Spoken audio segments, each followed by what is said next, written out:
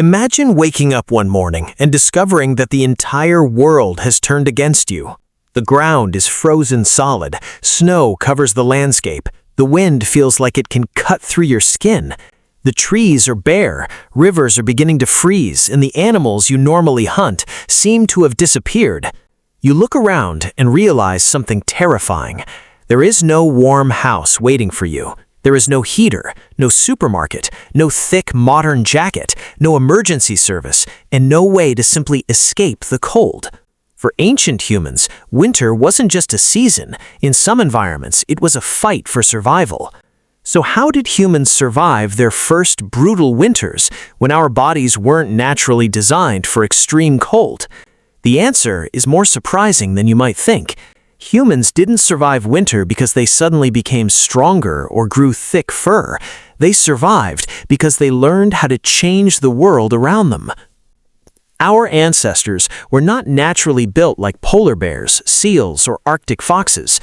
Humans have relatively little body hair compared with many cold-adapted mammals, and our bodies can lose heat quickly when exposed to freezing temperatures. A human standing outside in a freezing environment without protection can become dangerously cold. This creates an obvious question. If humans were so vulnerable to cold, why did they ever enter cold environments in the first place? The answer is that humans are incredibly curious and adaptable.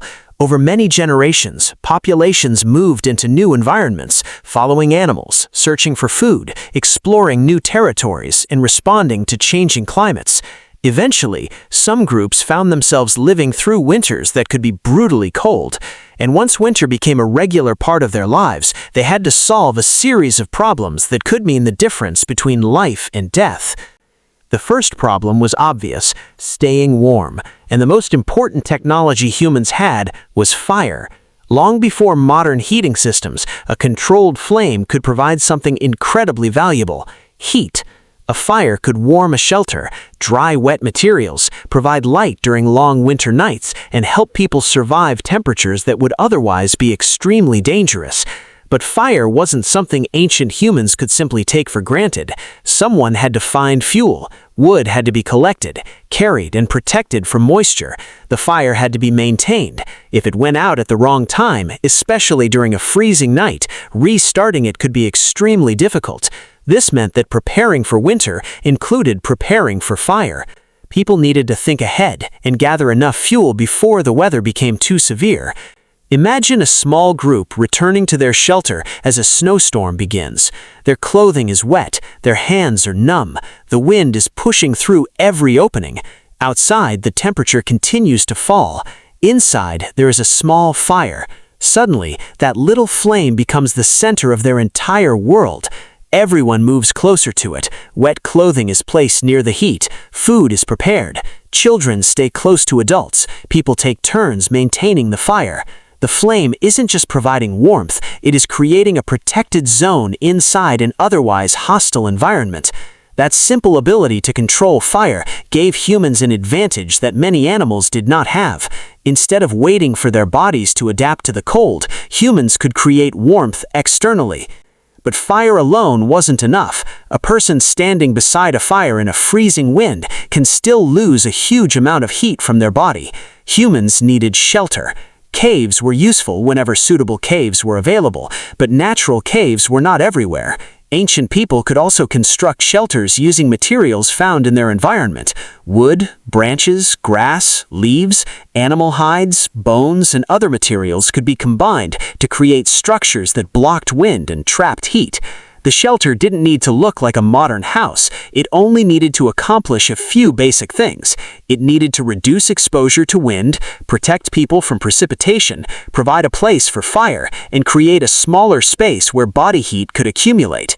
This is one of the most important ideas in human survival. Humans didn't have to become naturally adapted to every environment because they could modify the environment around themselves.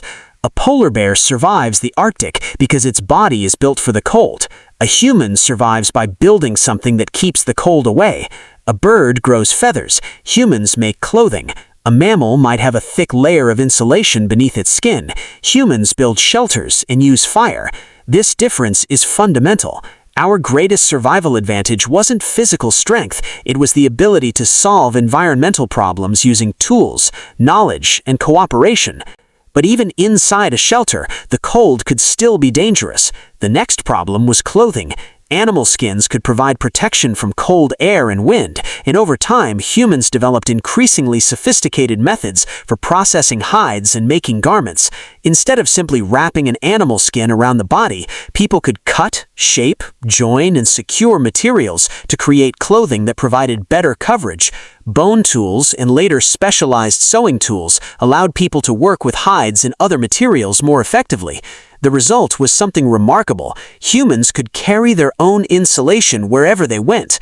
A properly designed layer of clothing could reduce heat loss and allow people to spend more time outside in cold conditions. However, staying warm wasn't the only challenge. Winter also attacked humans through food. In many environments, winter meant that plants became scarce, fruits disappeared, leaves died, some animals migrated, others became harder to find. Rivers and lakes could freeze. Every calorie became more valuable because the body needed energy to maintain its temperature. This meant ancient humans couldn't simply wait for winter to arrive and then begin searching for food. They had to prepare beforehand. They needed knowledge about seasonal changes. They had to understand where animals would move, which foods could be stored, and where reliable sources of water could be found. This is where human memory became an extraordinary survival tool. Imagine that one generation discovers that a particular herd of animals passes through a valley before winter. They remember the location, they remember the timing, they remember the signs that appear before the animals arrive. That information can be taught to children. Those children grow up and pass it to their own children. Over generations, the group develops an enormous amount of environmental knowledge. They know where to find fuel. They know where animals travel. They know which plants are safe. They know which areas flood and which areas remain sheltered from wind. They know when winter usually arrives and what signs appear beforehand. This collective knowledge could be more valuable than any individual tool. Food itself also had to be used efficiently. If a large animal was successfully hunted before or during winter, the group could potentially use many parts of it. Meat provided food. Fat provided valuable energy. Hides could become clothing or shelter materials. Bones could become tools. Tendons and other materials could be used for practical purposes. In a harsh environment, wasting resources could be dangerous. A successful hunt wasn't simply a meal. It could provide multiple resources that helped the group survive for weeks or even longer. But hunting during winter was dangerous. Snow and ice could make movement difficult. Animals were also under pressure, meaning their behavior could change. A failed hunt could cost valuable energy. Ancient humans therefore needed cooperation. One hunter alone had limited ability to track, surround, or approach certain animals. Several people working together could communicate, coordinate movements, and increase their chances of success. This teamwork wasn't limited to hunting. People could divide the enormous amount of work required to survive winter. Some could collect fuel. Others could prepare food. Someone could repair clothing. Someone could maintain the shelter. Others could care for children or injured members of the group. This cooperation may have been one of the humans' most important winter technologies. Imagine trying to survive a freezing season alone. You would need to find food, collect firewood, maintain a shelter, make clothing, watch for predators, care for injuries, and protect yourself from weather, all while conserving energy. It would be incredibly difficult. But in a group, the workload could be distributed. An older person who could no longer hunt effectively might still possess valuable knowledge about the landscape. A skilled toolmaker could create equipment that helped everyone. Someone who could track animals could contribute without needing to perform every other task. Human groups allowed different abilities to work together. Children also presented a major challenge. Babies and young children are especially vulnerable to cold because they have less ability to regulate their environment independently. They depended on adults for warmth, food, protection, and shelter. This meant that survival was not just about keeping hunters alive. The group had to protect the next generation. Warm sleeping areas, clothing, food sharing, and close physical contact could all become important. The survival of the group depended on successfully getting through winter with enough healthy people to continue into the next season. And then there was another danger. Predators. Winter could make food harder to find for predators too. Hungry animals might move closer to human settlements or shelters in search of an easy meal. Large carnivores could be dangerous at any time, but a vulnerable human group in a winter landscape faced additional risks. Again, fire and cooperation mattered. A group around a fire was harder to surprise than a lone individual. People could listen for unusual sounds, watch the entrances of shelters, and warn each other when something dangerous approached. Human survival wasn't about becoming the strongest predator in the environment. It was often about avoiding unnecessary encounters and making dangerous situations harder for predators to exploit. And winter also created a psychological challenge. Imagine spending weeks surrounded by snow, darkness, cold, and limited food. Modern humans can turn on lights, watch movies, communicate instantly with people thousands of miles away, and heat an entire house with a thermostat. Humans had none of this. Their world could become extremely isolated. Nights were long. Travel could be difficult. Weather could trap people inside shelters. This made social connection incredibly important. People could talk, teach, tell stories, repair tools, prepare food, and maintain traditions around the fire. The shelter became more than a physical structure. It became a social center. And this is where something fascinating may have happened.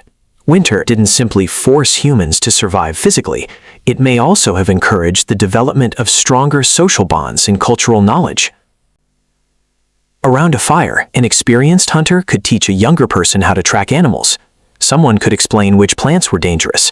Stories could preserve memories about previous winters. Children could learn skills simply by watching adults.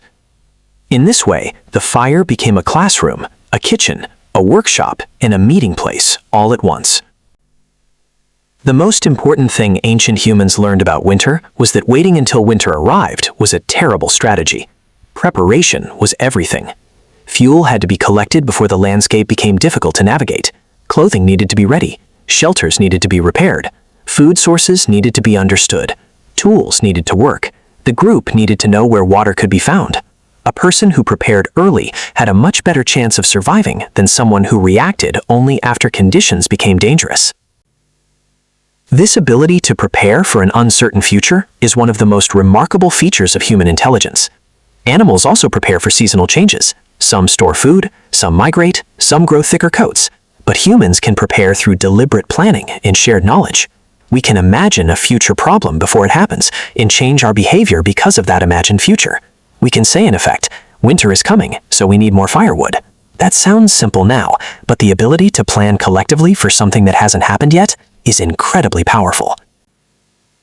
Eventually, these adaptations allowed humans to live in environments that would once have seemed impossible. They could move farther north. They could survive colder winters. They could cross difficult landscapes. They could follow animals into new territories. Each generation inherited tools, techniques, and knowledge from the previous one, then added improvements of its own. A better shelter could lead to longer stays in cold environments. Better clothing could allow longer hunting trips. Better tools could improve access to food.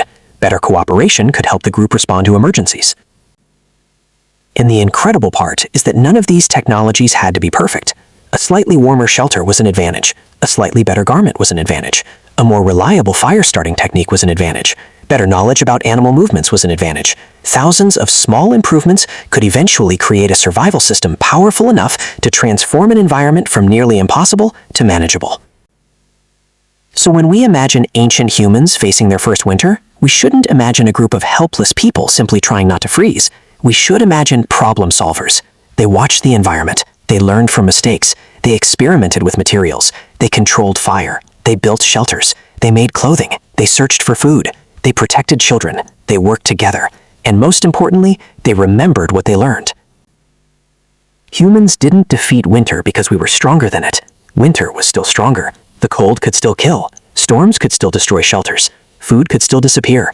Predators could still attack. But humans developed ways to reduce those dangers. They created warmth where there was cold. They created shelter where there was exposure. They created clothing where there was vulnerability. They created cooperation where there was weakness. And perhaps that is the greatest lesson hidden inside the story of ancient humans in winter.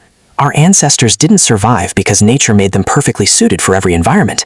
They survived because humans learned to change their relationship with nature. Instead of waiting for evolution to give them thicker fur, they created clothing. Instead of waiting for their bodies to become naturally resistant to cold, they built shelters. Instead of living alone, they formed groups. Instead of relying only on instinct, they accumulated knowledge. So the next time you sit inside a warm house while snow falls outside, imagine what that same winter would have looked like thousands of years ago. There would be no thermostat telling you the temperature, no insulated windows keeping the wind outside, no central heating warming every room, no grocery store filled with food. There would only be a small shelter, a carefully protected fire, handmade clothing, limited food, and a group of people depending on one another. And somehow, they made it through. One fire at a time, one shelter at a time, one successful hunt at a time, one lesson passed from parent to child. Winter wasn't defeated in a single moment. Humans simply became better at surviving it.